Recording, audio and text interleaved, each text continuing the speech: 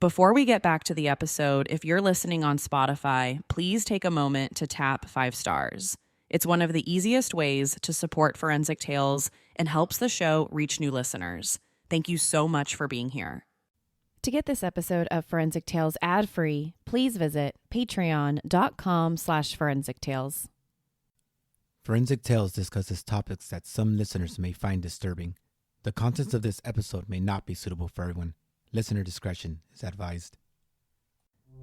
On a cold January night in Cuero, Texas, Pamela's family was in turmoil. Life wasn't working out, and she needed to escape, so she packed all of her belongings and was ready to move home. But minutes before her trailer departs, a single gunshot rung out. A gunshot that would leave her family without answers for years. This is Forensic Tales, episode number 129, The Mysterious Death of Pamela Shelley.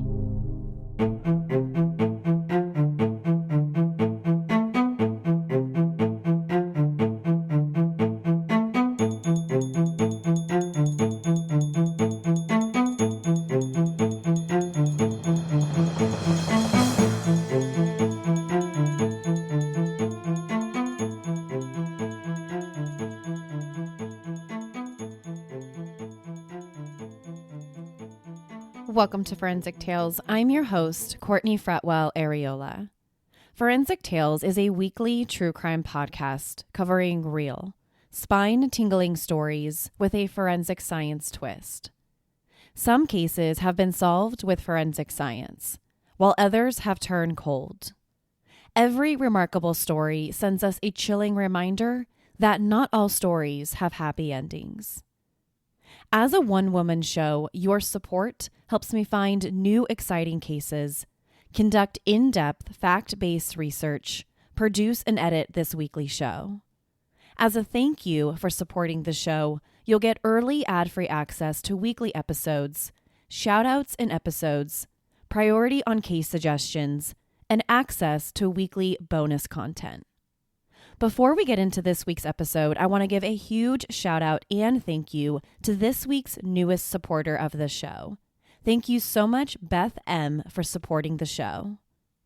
To support Forensic Tales, please visit our Patreon page at patreon.com/Forensic Tales, or simply click the support link in the show notes. You can also support the show by leaving a positive rating with a review. Now, let's jump right into this week's case. On January 6, 2001, in a small town of Cuero, Texas, at 5:15 p.m., a 911 call came into the police station. The caller said that a woman shot herself in the head just minutes earlier. The lady shot was a young mother. The news sent shockwaves through this small Texas town. When Cuero, Texas paramedics arrived at the house, they found the victim lying on the bathroom floor with a headshot. It was 32-year-old Pamela Shelley. Within minutes, paramedics rushed Pamela out of the house and into an ambulance. Miraculously, although she was shot in the head, she was still alive. Riding inside the ambulance was also Pamela's live-in boyfriend, Ronnie Hendrick. Paramedics took Pamela to Cuero Community Hospital, the only hospital in this small town. But shortly after arriving, doctors turned Pamela away. Their small hospital was not equipped to treat Pamela's grave injuries. Paramedics then rushed Pamela to the nearest trauma center in Austin, Texas. If Pamela was going to survive, her best chance was in Austin. A few minutes after paramedics took Pamela out of the house, Cuero police officers arrived. The first person they spoke to on the scene was some of Pamela's boyfriend's family members. His family lived across the street from Pamela and Ronnie, so they came over as soon as they heard about the shooting. The police also encountered 3 children inside the house: Ronnie's daughter and Pamela's 2 children, Kayla and Dustin. All 3 of the children were utterly hysterical. Neither of them could say much when the police tried to speak with them. They were incapable of providing any type of valuable information.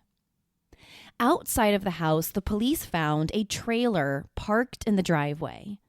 Inside of that trailer, they found all of Pamela's stuff, including her clothes, her children's clothes, and some furniture.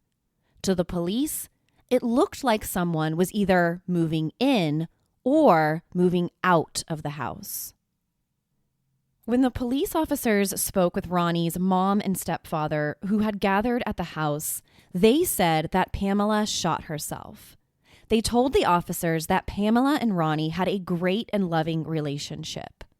But in the last few months, Pamela became severely depressed. Ronnie's family told the police that although Pamela and Ronnie had a great relationship, the same couldn't be said about Pamela's kids and Ronnie, particularly with Pamela's daughter, 12-year-old Kayla. They said Pamela had become depressed about her daughter and her boyfriend's relationship. They just weren't getting along. Their relationship had gotten so bad in the last few months that Pamela had decided to move back home to Arkansas, where she had grown up and lived before moving to Quera with Ronnie. Kayla and Ronnie couldn't stay under the same roof. She thought that if she moved back to Arkansas, things between her kids and Ronnie would improve. But according to Ronnie's family, Pamela's decision to move home wasn't easy. She didn't want to leave Ronnie. She tried to stay with him in Texas. But things between her daughter Kayla and him were too volatile for her to stay. Ronnie's family told the police why the trailer was filled with Pamela's stuff. According to them, Pamela and her two kids planned to move out later that night. Ronnie's stepfather had even agreed to drive her and the kids back to Arkansas. The police now had a better idea about what happened. Pamela was depressed about having to leave Texas and her boyfriend, Ronnie. Ronnie's stepfather told 911 that she shot herself. Ronnie's family said she shot herself. And when the paramedics arrived, they found Pamela lying on the bathroom floor with a single gunshot wound to her right temple. All signs pointed to suicide. After speaking with Ronnie's family, officers went inside the home and into the couple's master bedroom. That's where they found blood on the bathroom floor and across the walls. The blood evidence appeared to be consistent with a self-inflicted gunshot. The police also found the gun sitting on the bathroom counter, a .32 caliber revolver. According to the lead paramedic, they told Ronnie to move the gun out of the way so that they could begin working on Pamela. So Ronnie picked up the gun and placed it on the bathroom counter. This particular detail of the story isn't unusual. When paramedics and first responders arrive on the scene, their first duty is to save the victim. In this case, a person who has reportedly shot themselves in the head. They aren't worried about preserving the crime scene or preserving evidence in the case. Their priority will be the victim's health and doing everything they can to save them. A couple of officers left the house to go to the hospital in Austin to talk with Ronnie, who rode with Pamela in the ambulance. Since he was the only adult inside the house when Pamela shot herself, the police wanted to find out exactly what happened from him. Ronnie told the police that around 5:00 p.m., Pamela went to the bathroom to put on makeup while he went outside. He told the officers that his family was telling the truth when they said that Pamela was supposed to move out later that day. And that's why there was a trailer parked with all of her stuff outside. He said that when he was sitting just outside the house, he heard a loud noise that sounded like a gunshot. He said he immediately raced inside the house, and that's when he found Pamela lying on the bathroom floor with a gunshot wound to her head. Right next to Pamela, he saw a massive pool of blood and his gun on the ground. He told the police officers he started screaming, which alerted Pamela's children, 12-year-old Kayla and 9-year-old Dustin. Both of Pamela's kids ran into the master bedroom to see what was happening, but Ronnie told them to get out. Ronnie provided the police with a very similar story that his family did.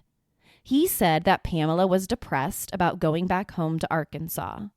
He even admitted to them that he and 12-year-old Kayla weren't getting along, and that their relationship was a big reason why Pamela wanted to move out. But Ronnie also told the police something else. He shared with the officers that Pamela came from a family with a long history of depression. According to him, Pam's sister had killed herself only a few years earlier, and that might explain why she decided to shoot herself. Shortly after Ronnie spoke with the police, he learned terrible news about Pamela's condition. Doctors told Ronnie that the gunshot wound was too severe and that Pamela was left brain dead. But unfortunately, there wasn't anything else they could do. Pamela's family, 800 miles away in Arkansas, were also notified. If finding out that their daughter had shot herself wasn't hard enough, they were now faced with one of the most difficult decisions anyone would ever have to make. Austin, Texas doctors told Pamela's family that there wasn't anything medically they could do for Pamela. The gunshot wound had left her brain dead, and the only way she was still alive was through life support. So based on the doctor's recommendation, they decided to take Pamela off of life support. At 31 years old, Pamela Shelley was dead. TaxAct can think of a million things more fun than filing taxes. TaxAct is going to name some now. Sitting in traffic.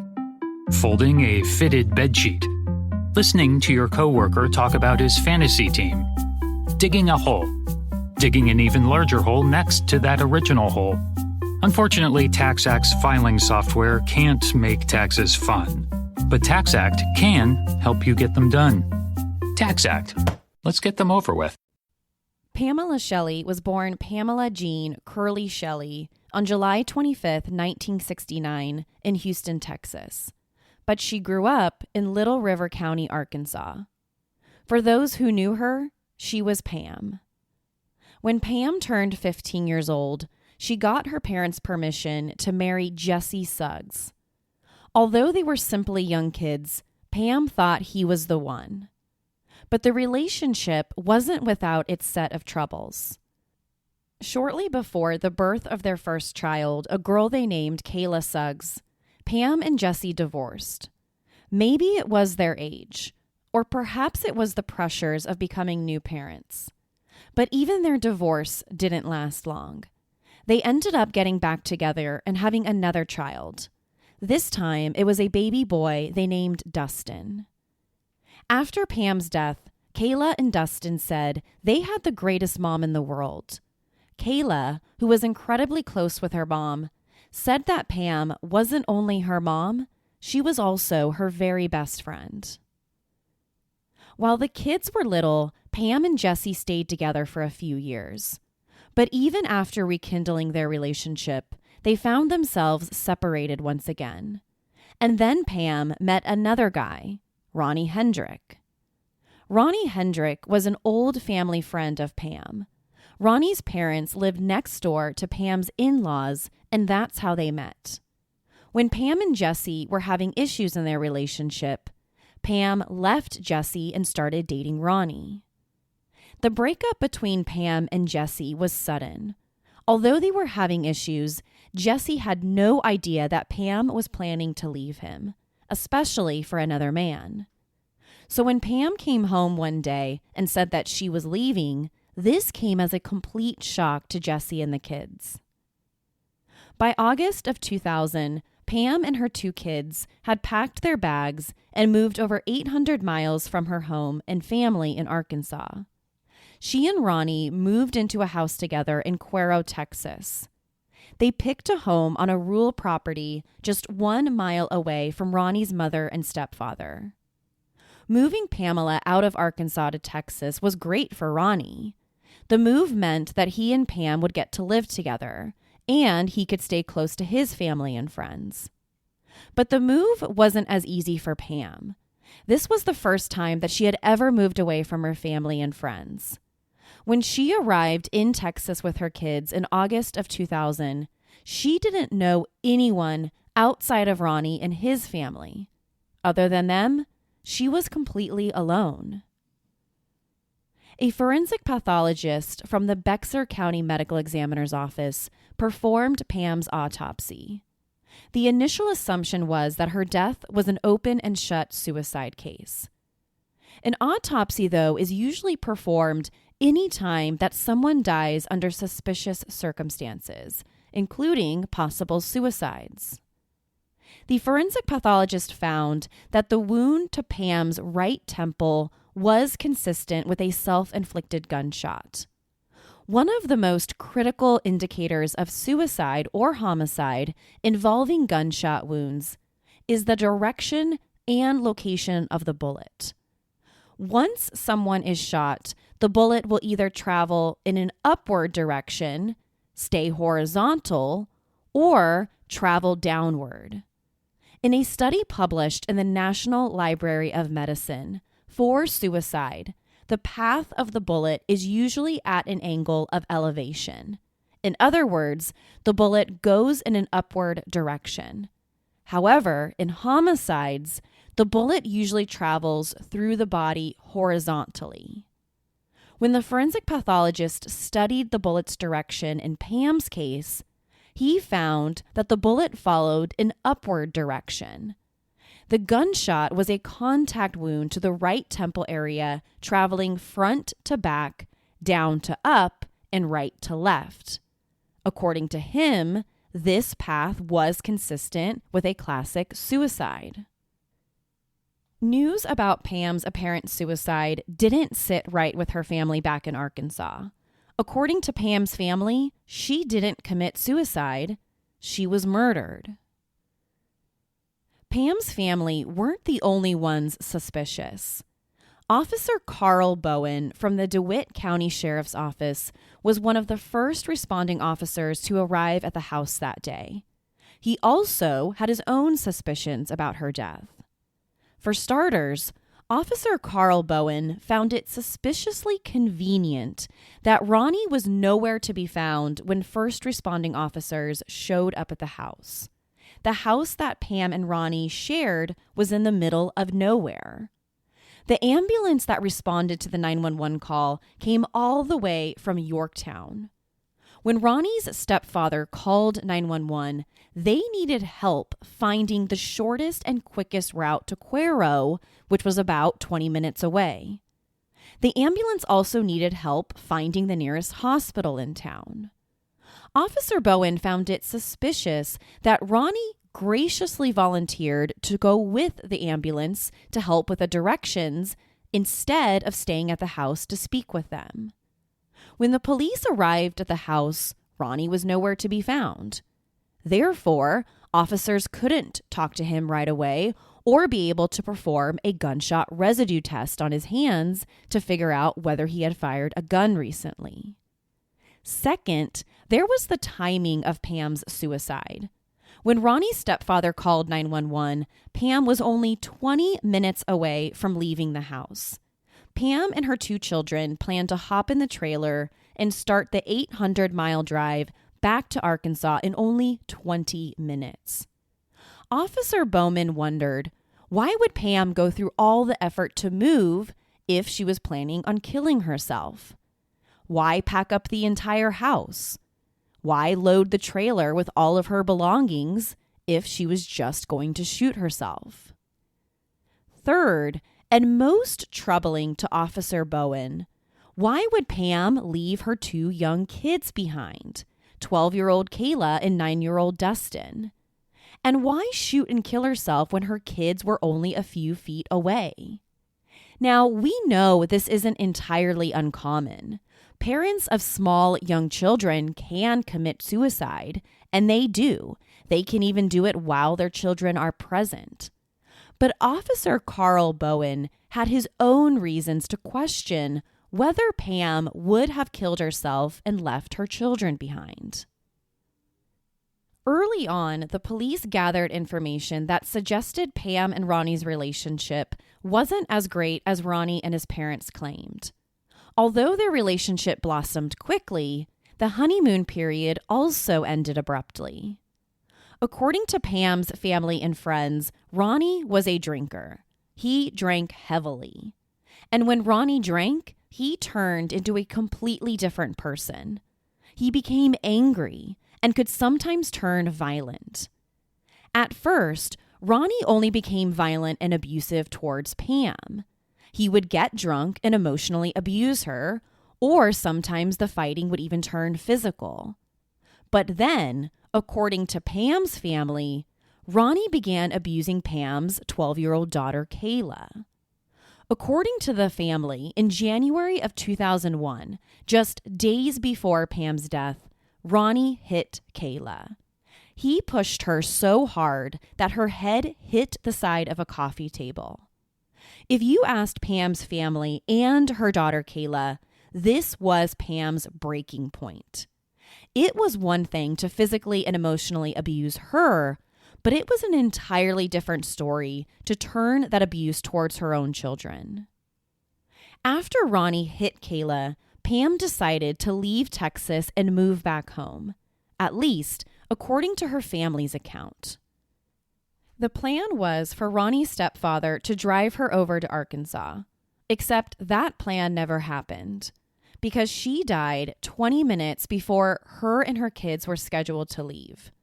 Her bags were packed and the trailer was loaded the day she died. The actual state of Pam and Ronnie's relationship and the timing of Pam's apparent suicide caused Officer Carl Bowen and Pam's family to question what really happened to her. Was this truly a suicide? Or could this be murder? Ronnie agreed to go down to the police station to take a polygraph examination. Although polygraphs aren't admitted in court as evidence in criminal trials, they're still used as investigative tools. And in this case, police officers wanted to find out if Ronnie was telling the truth about what really happened that day. Although Ronnie had initially agreed to take the polygraph, he never actually made it to the appointment. In fact, Ronnie made 3 separate appointments with the police department to come and take the test. But on 3 separate occasions, he never made it. He either asked to reschedule or he simply didn't show up. Soon, within weeks of Pam's death, Ronnie was nowhere to be found. Months then turned to years, and the investigation into Pam's apparent suicide was closed. Officer Carl Bowen and the other officers assigned to the investigation were eventually taken off the case and reassigned. By 2007, Pam Shelley had been dead for over 6 years. Her death was ruled a suicide. And Officer Bowen had been promoted to detective within the police department.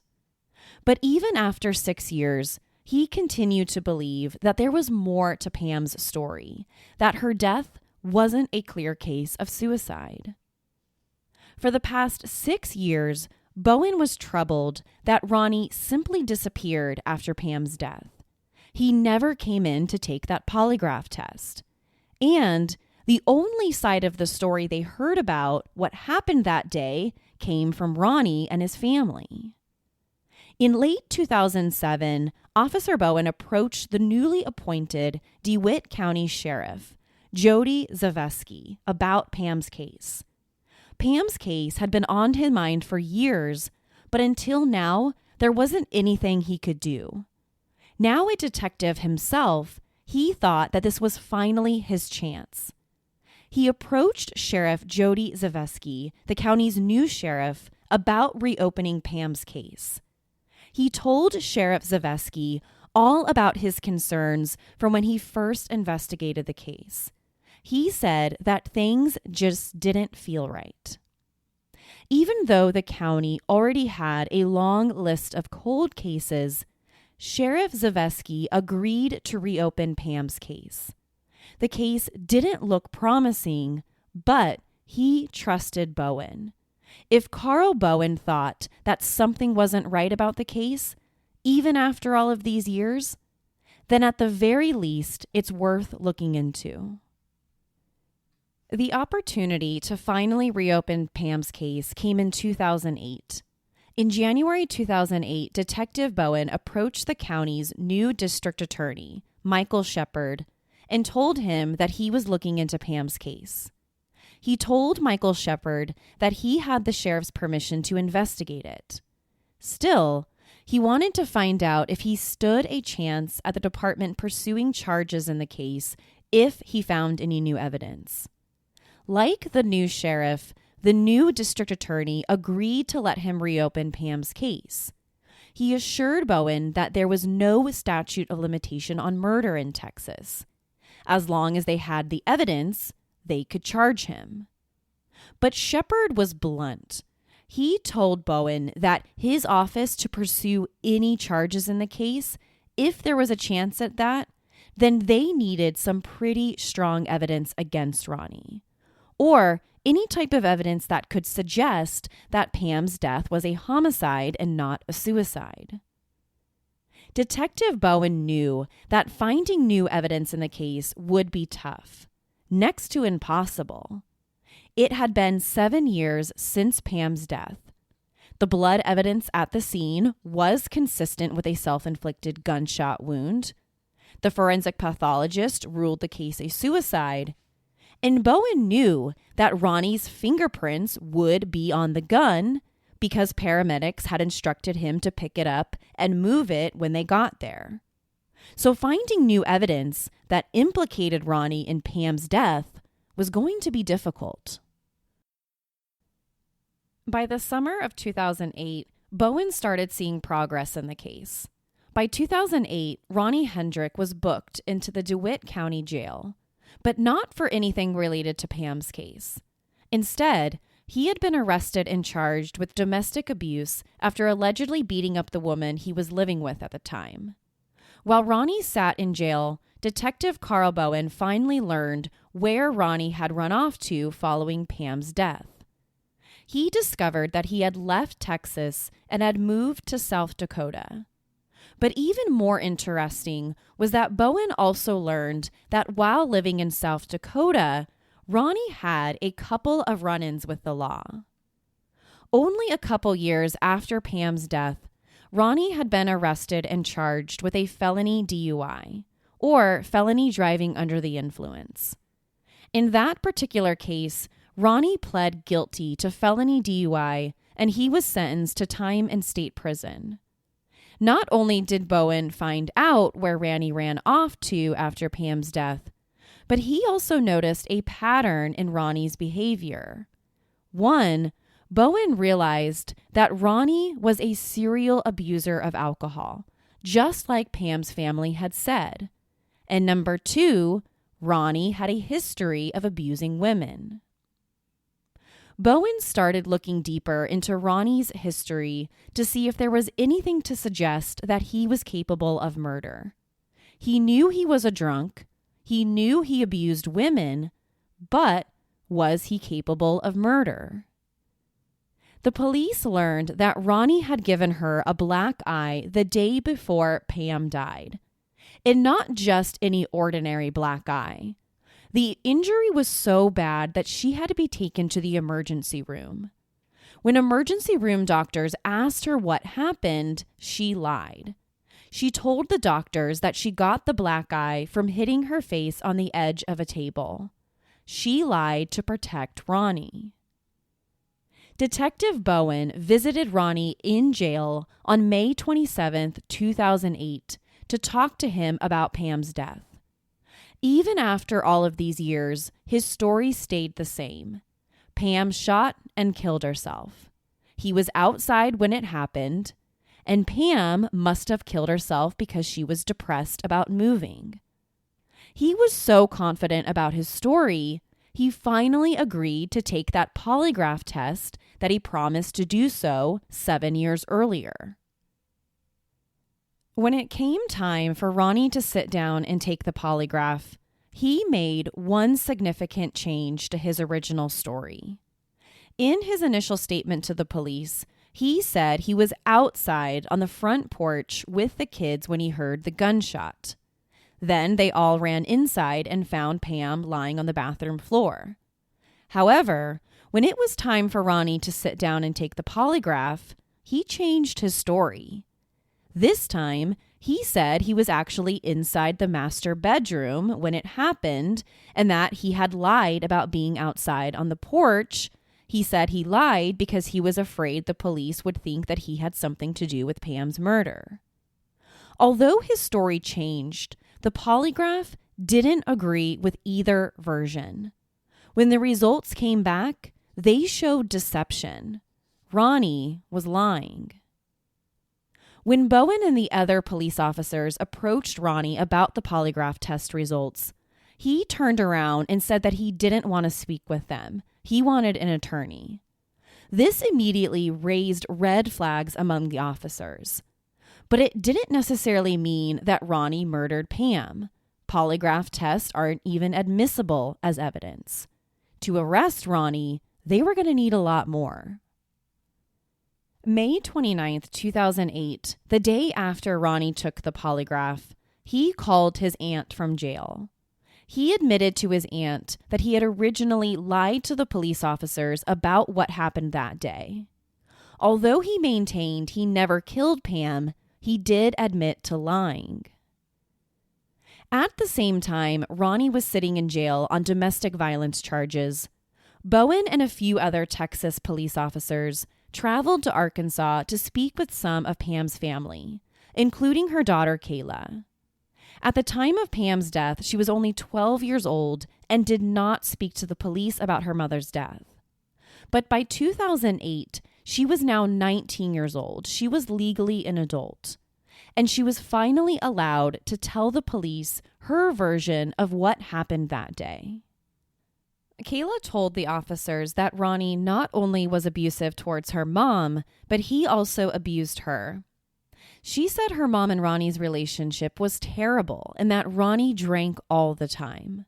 When he drank, he turned violent. According to Kayla, she was on the couch the day of her mom's death. She said she heard a scream and then a gunshot. She said she went to the bathroom and saw her mom lying on the bathroom floor. Ronnie was already standing in the doorway when she got there and told her to get out. Kayla told Bowen that at first she thought Ronnie hit her and knocked her to the floor. Ronnie was no stranger to physical violence, so Kayla knew that her mom wouldn't have shot herself. Her mom would have never left her and her brother with Ronnie. Bowen went back to question Ronnie in jail for a second time. This time, he started putting pressure on Ronnie about his possible involvement in Pam's death. During their conversation, Bowen outlined the 3 possible scenarios behind Pam's death. Number 1, she shot herself like he claimed. Number 2, it was an accident that happened during a fight for the gun. Or number 3, she was murdered. But Ronnie refused to engage with him. He turned around and invoked his right to an attorney.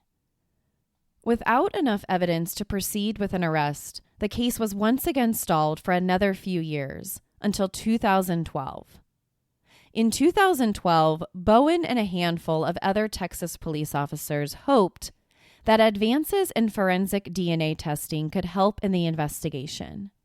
They decided to send the gun that killed Pam out to be tested for touch DNA. Touch DNA is DNA obtained from shed skin cells or other biological materials transferred from a donor to an object or even another person. This type of DNA testing can tell investigators who handled a particular object, in this case, the gun. When the gun was tested in 2012, no DNA was found on it. Not Ronnie's DNA and not Pam's. If Pam had used the gun to shoot herself, why wasn't at least her DNA found on it? Since investigators didn't find any DNA on it, this suggested someone had likely wiped down the gun. If this theory proved true, that meant only one person could have wiped the gun clean, because the other person is dead. With this new DNA evidence, Bowen returned to the forensic pathologist who performed Pam's autopsy. Originally, the pathologist ruled the death a suicide.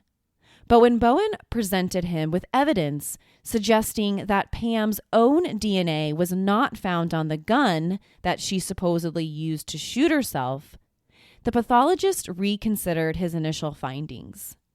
The evidence was persuasive enough for the pathologist to change Pam's cause of death from suicide to undetermined. After that, Detective Bowen went back to Arkansas in August of 2012. This time around, he went there to speak with Pam's former mother-in-law. During their conversation, she dropped a bombshell. She told Bowen that her son, Jesse Suggs, Pam's first husband and father of her 2 kids, had secretly been communicating with a burner phone while Pam was in Texas living with Ronnie. She said her son and Pam started talking again, but Ronnie had no idea. And if he did, he would have been furious about Pam talking to her ex-husband. According to Pam's mother-in-law, Pam and her son had plans to get back together, and that is why Pam was planning to move back home. On one particular phone call between Pam and Jesse, Ronnie overheard part of their conversation. Ronnie immediately yanked the phone out of Pam's hands and told Jesse that, quote, the only way Pam was coming back to Arkansas was in a pine box, end quote. Now armed with what he believed to be the motive for Pam's death, Bowen did something a little bit out of the box. He approached the television show Cold Justice. Cold Justice is a true crime documentary series that highlights cold cases to bring renewed attention and awareness to the case. The show is known for doing its own investigative work on the case in hopes of getting justice for some of the victims and families involved. In 2012, the show's premise was that former Harris County District Attorney Kelly Siegler and a former crime scene investigator from Las Vegas could come in and help understaffed and under-budgeted law enforcement agencies work cold cases. When Bowen saw an episode of Cold Justice for himself, he thought that this could be a great opportunity to get some help with Pam's case. In late 2012, Bowen approached the show's producers, hoping that they would agree to look into Pam's case. After hearing a little bit more about the case, the producers knew that they wanted in, and they immediately got to work on it. Bowen and the team from Cold Justice quickly got to work, but early on, they already knew that the forensic evidence would be their biggest obstacle to figuring out what happened to Pam. There was no touch DNA on the gun, and the only DNA blood evidence found on Pam's clothes was Pam's own DNA. Because Cuero, Texas was such a small town, first responders didn't have a kit to perform a gunshot residue test on Ronnie's hands. This test would have told them if Ronnie had fired a gun or not. And there was no blood or marks found on Ronnie's clothes. At the scene, first responders didn't find any physical or forensic evidence to suggest that Ronnie was present when Pam allegedly shot herself. So Bowen and Cold Justice decided to go back to square one. Bowen and the show producers traveled back to Cuero, Texas to visit Ronnie and Pam's house that now sat empty.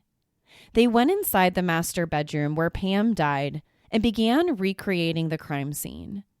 They hoped that their reconstruction could determine whether Ronnie could have shot Pam and have the bullet travel in the way that it did. The biggest reason why the forensic pathologist ruled Pam's death a suicide was because, number one, of the location of the gunshot wound, And number 2, the direction that the bullet traveled through Pam's body.